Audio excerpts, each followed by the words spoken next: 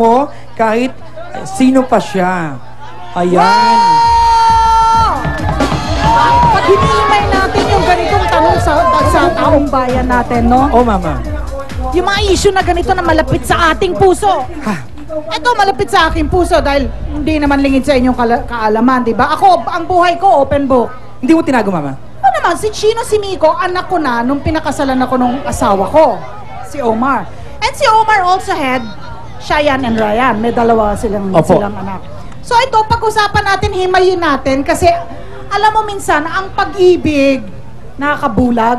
Ay nako, when the heart's on fire, smoke gets into your eyes.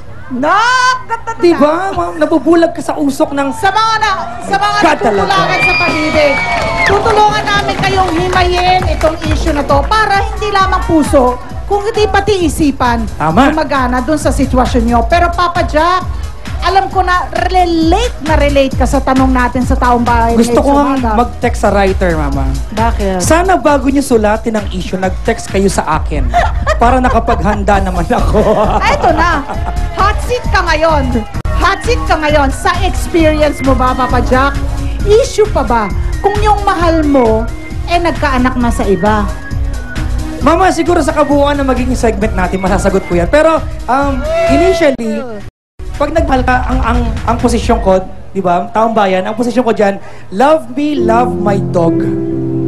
Love me, love my dog. Ibig sabihin, kung mahal mo ako, lahat ng sangkot sa buhay ko, masama kayo mabuti, mahalin mo. Ayan, mga kaibigan, simula pa lang po ng mainit na talakayang bayan at magbabalik pa ang Starbucks dito, kasali ka!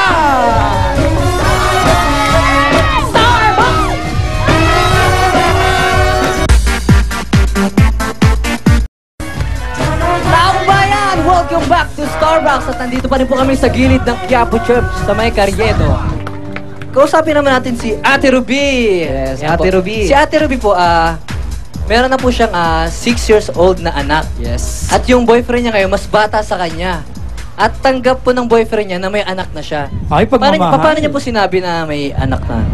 Nung habang naliligaw pa lang siya, pinaalala ko na sa kanya. Sinabi ko na kagad na may anak ako. Sabi niya, tanggap niya ako at may anak ako. Dahil mahal niya ako. Wow! Ayan. Kambal! Yes, Papa Jack. Gaano katagal na sila? Gaano katagal ho kayo? 3 years na po. 3 years na daw po. Ito naman po, Ate Ruby. Yung boyfriend mo naman ba mabait sa anak mo? Opo, tanggap niya po niya yung anak ko. Kahit yung mga magulang niya. Ruby, siya pa yung una mong naging boyfriend? Pagkatapos maghiwalay? Oo. Opo. May tanong lang ako, Ruby. Paano ginagawang patunayan ng boyfriend mo ngayon yung pagmamahal niya sa iyo? Siyempre, kailangan makita mo yun sa mga anak mo, mama, di ba? Paano niya nagagawang pakita sa inyong maging ina yung pagmamahal niya? Bali, nung naligaw po siya, tinanggap din po kagad niya ako. Tapos inuwi niya ako sa mga magulang niya. Oh my God! Pinakilala ka kagad sa parents. Oh. Wow! Tanda yun ng tanda yun ng honest intentions. Oh, mama. Plus 10 ka doon pag kumbaga, ka. I want you to know my circle of family. Oo, parang plus 10 na maganda yung intention sa'yo, di ba, Ruby? Opo. Ang haba ng hair na apakan ko dito. Maraming salamat. At Ruby, good luck sa inyo, ha? Good luck sa inyong pagmamahalan, Ruby. Nako, Papa Jack, ang dami talagang na-intriga dun sa binitawan mo. Love me, love my dog. Ha? Paki-explain mo nga sa amin yan. Mama, kasi di ba pag nagmamahal ka, halimbawa, kasi pag nagmamahal ka, ang unang magkaaminan tayo, di ba? Textmanan. Textmanan tayo, di ba? Textmanan! Pag mahal mo ang tao, it should be unconditional. Di ba? Kumbaga, para sa akin, mama, yung love me, love my dog, ano man ang bahagi ng pagkatao ko, kaya mabuti, kaya masama, mahalin mo. Mama, kasi, di ba, meron kasi relate ako sa topic natin because I'm a dad. Di ba? I have a 6-year-old daughter na hindi ko naman tinago. Nag-aantena ko na magtatanong. Kaya never ko naman tinago.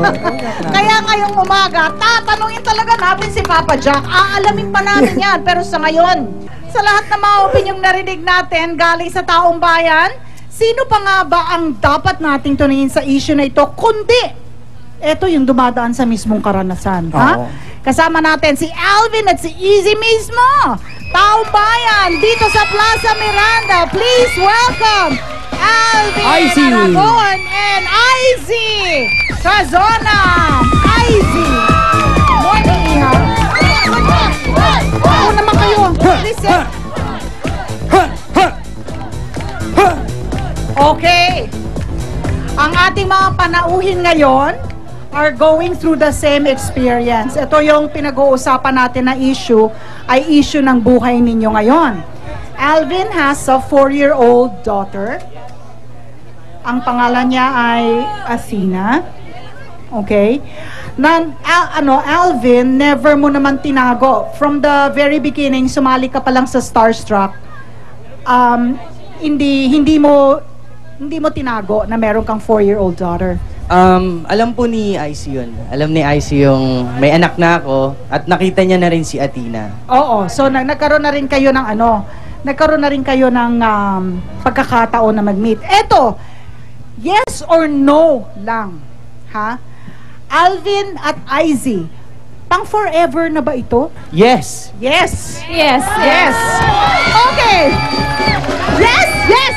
Meron lang tayong itatanong kay Izzy na kanyang sasagutin sa pagbalik ng Starbucks. Sa Izzy, nung alam mo na merong anak si Alvin, at nung nililigawan ka niya, bago ka pa man ma-in love sa kanya, may mga tanong yan sa utak mo eh.